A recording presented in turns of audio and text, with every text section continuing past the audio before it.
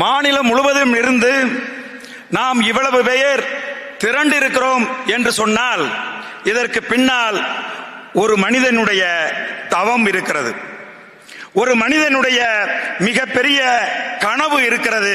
அது நம்முடைய அண்ணன் செந்தமிழன் சீமான் அவர்களினுடைய கனவு. நீங்க பாத்தீங்க அப்படின்னு சொன்னா உங்களுக்கு எந்த அதிகாரமும் கிடையாது, நீங்க என்ன செய்ய முடியும் என்று சில பேர் கேட்கிறார்கள். அதிகாரம் என்பது அரியணையில் அமர்வது மட்டுமல்ல, கோடான கோடி மக்களின் இதயத்தின் நம்பிக்கை பெற்று அந்த நம்பிக்கையில் அமர்வதும் அதிகாரம்தான்.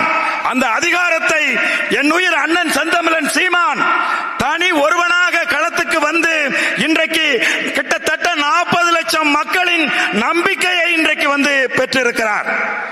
இன்னைக்கு பாத்தீங்க அப்படின்னு சொன்னா இந்த கூட்டத்தில் கிட்டத்தட்ட 6000 பேருக்கு மேல நம்ம திரண்டிருக்கிறோம்.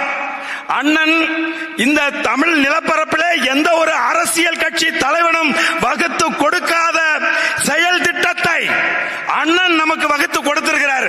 நீ தேர்தல் களத்தில் அங்க இங்க எல்லாம் ஓடி அலைய வேண்டாம். ஒரே ஒரு பூத்து, அந்த ஒரு பூத்துல எத்தனை பேர் வாக்களிக்க போறான்னு பார்த்து அவனை நீ வெல்ல முடியுமா முடியாதா? இதுதான் உனக்கு முன்னாடி அண்ணன் வகுத்து கொடுத்திருக்க செயல் திட்டம். எவ்வளவு எளிமையான செயல் திட்டம். உன்னுடைய அந்த தேர்தல் களம் முழுதும் நீ சுத்துன்னு சொல்லல, நீ அந்த தொகுதி முழுதும் அலைன்னு சொல்லல, வீடு வீடா போய் நீ அந்த தொகுதி முழுதும் நீ அலைஞ்சு திரிஞ்சு உழை என்று சொல்லவில்லை. உனக்கு அவர் வகுத்து கொடுத்திருக்கிறது ஒரே ஒரு பூத்து தான். இங்க திரண்டிருக்கக்கூடிய என்னுடைய 6000 தம்பி தங்கைகள் இங்கிருந்து செல்லுகின்ற போது அந்த 6000 பூத்திலையும் நாங்கள் வேலை செய்வோம், எனது பூத்தை நான் வெல்வேன் என்கின்ற உறுதி ஏற்று நீங்க செல்லணும்.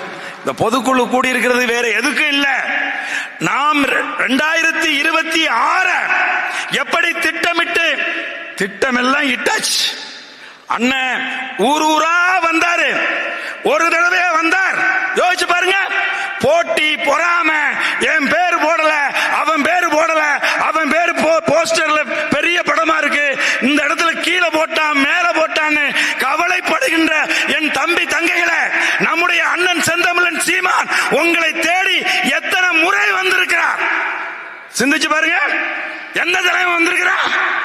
ஒவ்வொரு ஊருக்கும் ஒவ்வொரு தொகுதிக்கும் 3 முறை வந்திருக்கிறார். சொன்னதையே திரும்ப திரும்ப சொல்லி இருக்கிறார்.